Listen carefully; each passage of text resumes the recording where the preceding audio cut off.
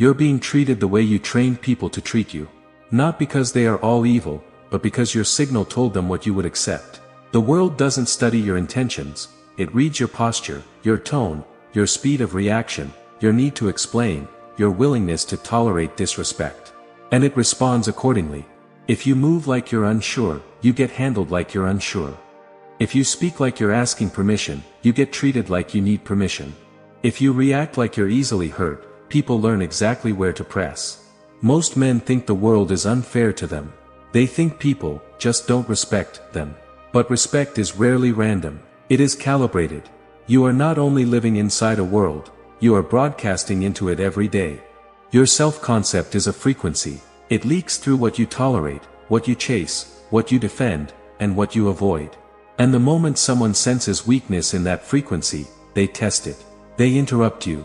They delay you. They push your boundaries. They watch whether you hold the line or fold. Machiavelli built his philosophy around this principle.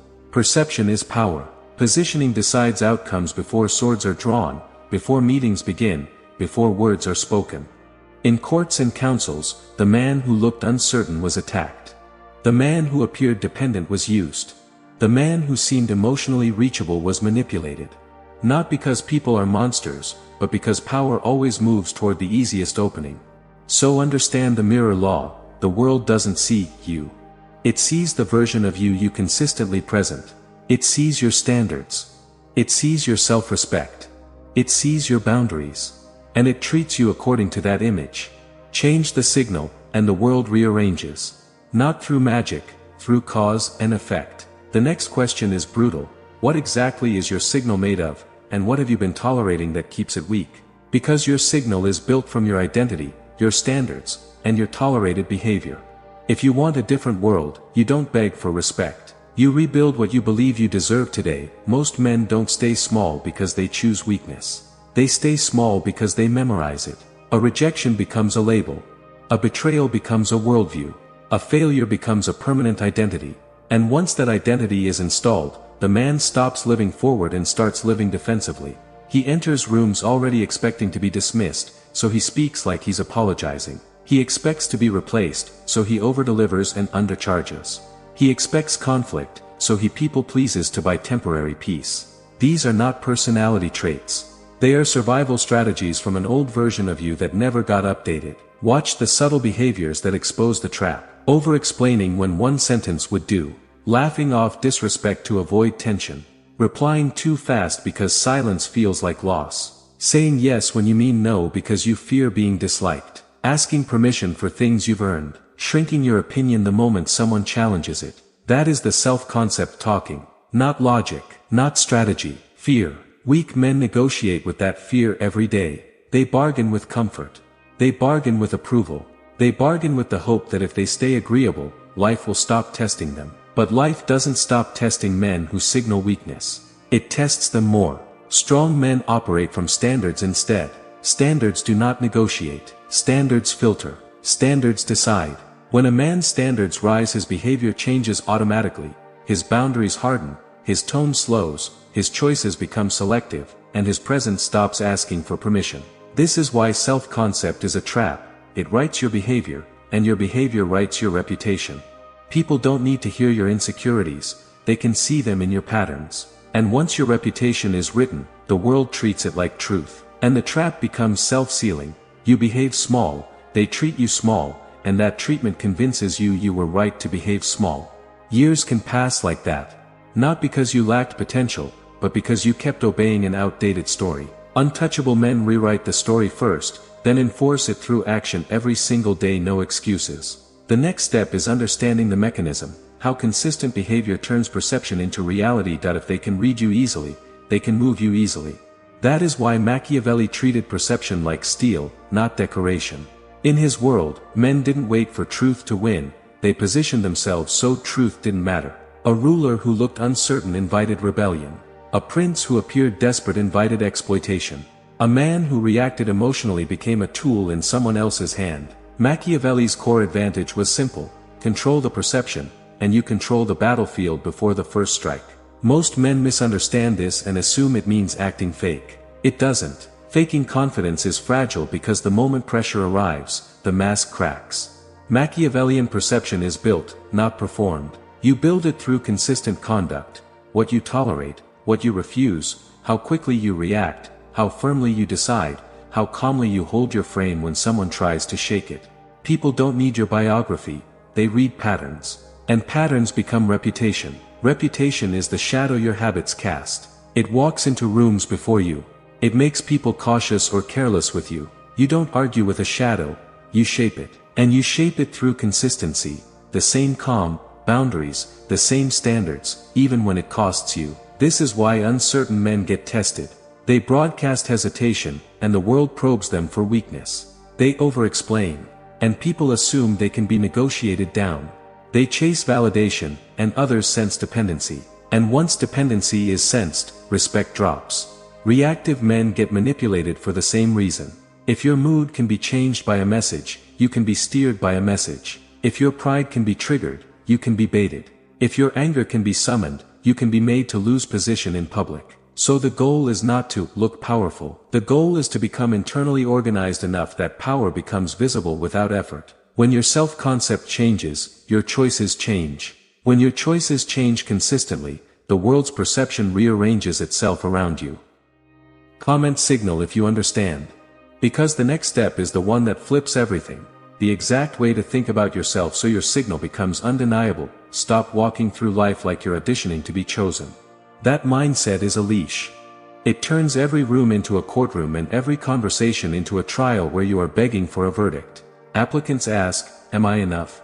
Applicants chase signals. Applicants over-explain, over-give, and overreact because they are trying to earn a seat they should have evaluated in the first place. Sovereign men operate from a different frame. Does this align? Not with ego, with standards. Not with arrogance, with self-command. This is the shift that rearranges everything, because the world can feel when a man is seeking approval versus when he is selecting terms. Machiavelli would call this positioning. When you see yourself as the standard, you stop negotiating your worth. Your tone slows. Your posture rises. Your eyes stop searching for permission. Your boundaries appear without announcement because they were never a debate. You don't chase people who hesitate, you observe and move on. You don't accept disrespect to avoid tension, you let tension reveal who deserves access. You don't plead your case, you let your conduct speak. That is power, quiet, cold, undeniable. Here is the law, you are treated according to the value you consistently enforce. If you think of yourself as replaceable, you behave like you're replaceable, and the world agrees. If you think of yourself as the prize, you behave like the prize, and the world recalibrates. Not because you demanded it, but because your behavior made the old treatment impossible to maintain. This frame is not positive thinking. It is an internal command. It means you choose your circle, your pace, your silence, your standards, and your direction with the calm certainty of a man who has nothing to prove and everything to build. Say it once, and then live it daily. I am the standard. And now the only question is whether your actions will match that claim, because the world rearranges when your new identity becomes visible. Do not announce it to people who enjoy your weakness. Show it. Let your calendar prove it. Let your silence prove it. Let what you tolerate prove it. Let the speed of your decisions prove it. Because the moment your behavior changes, the room changes. Then we move to the proofs that if you are the standard, you must prove it in ways the world cannot ignore. Not with speeches. Not with quotes. With 3 behaviors that rewrite your signal immediately: silence, boundaries, and decisive movement. First, silence. Readable men over-explain. They fill every gap with justification because they fear being misunderstood. But every extra sentence is a confession of need. Silence is not emptiness, it is leverage.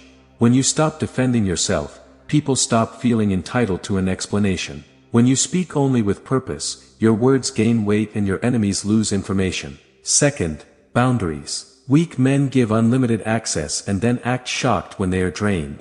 Boundaries are not hostility, they are filters. They decide who gets your time, your attention, your loyalty, your energy. The moment you stop answering everything, attending everything, tolerating everything, you force a recalibration.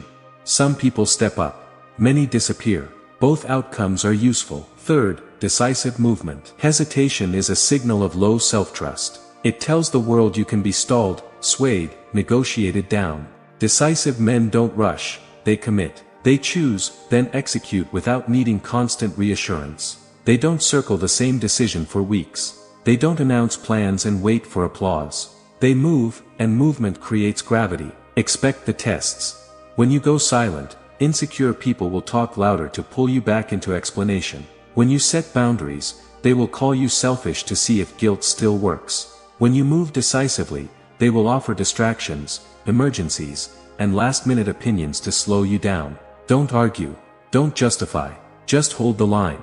Silence, boundaries, and decisive movement are not tactics, they are signals. And signals train people faster than arguments ever will against your mission. These three proofs work because they make you unreadable. Readable men can be mapped. Their triggers are public. Their needs are obvious. Their weakness is searchable. But a man who is silent, bounded, and decisive becomes difficult to predict. And what is difficult to predict is difficult to control. Yet understand this, proofs collapse the moment you lose composure. One emotional outburst can erase weeks of positioning. So the next stabilizer is emotional control, the skill that keeps your signal intact under pressure. If they can trigger you, they can steer you. That is the invisible chain that keeps most men in low position. They think their anger is strength, their defensiveness is dignity, their arguments are proof. But the moment you react on cue, you announce that someone else has access to your controls. Emotional leakage is the fastest way to lose the signal you work to build. One outburst makes you readable. One public explanation makes you smaller. One desperate attempt to win a conversation can cost you respect for months. Machiavelli would call this a fatal weakness. A ruler governed by emotion is not a ruler at all. He is a puppet, and the strings belong to whoever understands his wounds. Sovereign men don't kill emotion, they contain it. They follow a simple pattern: pause, observe, choose. Pause, so the impulse doesn't drive. Observe, so you see the real game, not the bait. Choose, so your response serves your position, not your pride. This is where power becomes visible. When someone insults you and you don't rush to defend yourself, the room shifts. When someone tries to provoke you and you respond with calm questions, they lose momentum. When someone withholds approval and you stay steady, they realize the old weapons no longer work. Emotional control is not suppression. It is command over access. You can feel anger without handing it the wheel. You can feel rejection without begging for validation. You can feel pressure without collapsing into noise. The man who can stay centered under pressure becomes dangerous because he is hard to manipulate. He is not driven by mood, he is driven by standards.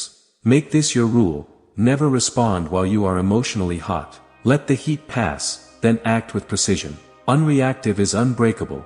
From here, you stop chasing respect and start enforcing it quietly. You don't argue your standards, you live them. That is how you reposition in any room, not louder, but colder, controlled, day after day, no exception, always. This is where most men relapse into the old identity. They feel the shift, they talk about the shift, they post the shift, and then they return to the same behavior the moment it becomes uncomfortable. Silent repositioning is different. It is not a speech. It is not a declaration. It is not an announcement. It is a withdrawal from low-level games and a commitment to higher standards expressed through action. The world rearranges when you stop tolerating low-level treatment and stop chasing low-level outcomes. That begins with what you no longer participate in. You stop negotiating your boundaries. You stop staying in conversations that disrespect you. You stop entertaining people who only value you when you are useful. You stop proving your worth to audiences that lack the ability to measure it. You step back without drama. That silence is not avoidance, it is positioning. Then you build quietly. You train. You work. You improve your mind, your body, your finances, your discipline. You become consistent when no one is watching, because that is where power is actually constructed. Most men need visibility to feel real. Rare men need results. When you return with boundaries. With calm. With standards that are already established through behavior. Not with explanations. Not with apologies. You don't tell people you changed. You let them feel it in what you allow and what you refuse. You let them notice the distance. The slower replies. The stronger no, the absence of emotional negotiation. The clean decisions. That is how rank changes. Not by demanding respect, but by making disrespect expensive. Some people will adjust. Some will disappear. Both are proof that the repositioning worked. And understand this. the world does not reward announced change. It rewards embodied change. That is why silent repositioning is so rare. It requires a man to endure being misunderstood while he builds. It requires discipline without applause. It requires standards without permission. But that is the whole point. If you can hold that standard quietly, you become harder to move. If you want the short declaration, here it is: I move in silence. And once you move like that, expect resistance, because the moment your signal changes, people who benefited from the old you will test whether it's real. The first sign it's working is that they start acting different. When your signal changes, the world doesn't applaud it. It tests it. People who were comfortable with the old version of you will feel the shift before you ever explain it, and they will try to pull you back. Not always with hatred. Sometimes with guilt. You changed. You think you're better now. Sometimes with mockery, because ridicule is a cheap way to see if your confidence is real. Sometimes with disrespect, to check whether your boundaries are firm or just a mood. And sometimes with sudden attention, because the moment you become harder to access, people who ignored you start wanting proximity again. This is not random. It is social gravity recalibrating. The old you was predictable. The old you was available. The old you could be moved with pressure, praise, or panic. The new you threatens that comfort. So the tests begin. Here is the rule that decides whether your life rearranges or snaps back into the old pattern. Do not negotiate the new standard. Weak men negotiate because they fear loss. They fear being disliked. They fear being alone. They fear conflict. So they explain, justify, soften, and return to the old version for peace. But that peace is fake. It's a contract where you trade your future for temporary approval. Strong men do the opposite. They hold the line calmly. No speeches. No drama. Just consequences. If someone disrespects you, you reduce access. If someone mocks your growth, you don't argue, you let distance answer. If someone pressures you back into old habits, you refuse quietly and keep moving. Consequences teach faster than conversation. That is how the rearrangement happens. People either adjust to the new version, or they remove themselves. Both outcomes protect your mission. So expect pushback. Treat it as confirmation, not confusion. When the world tests you, it's asking one question: is this real? And the only way to answer is consistency. Hold the line long enough, and the chaos stops knocking. Then the payoff begins. When you hold the line long enough, the rearrangement becomes visible. Not because you demanded it, but because your standards made the old treatment impossible. Respect increases first. People speak to you differently because you no longer speak to yourself like a man asking permission. They test less because the tests stop producing access. Manipulation decreases because your reactions are no longer predictable. You don't explode on cue. You don't chase approval. You don't over-explain your boundaries. And when a man stops supplying emotional fuel, the people who feed on it get bored and move on. Relationships clarify too. Some people rise. They adjust to the new standard and bring cleaner energy. Others fade, because they only liked you when you were easy to use. That is not a loss. That is filtration. Your circle becomes sharper because your standards became sharper. Opportunities expand in the same way. When you stop moving like you're replaceable, you start attracting different rooms, different conversations, different outcomes. Not because the world became kinder, but because you became more precise. You say no faster. You choose better.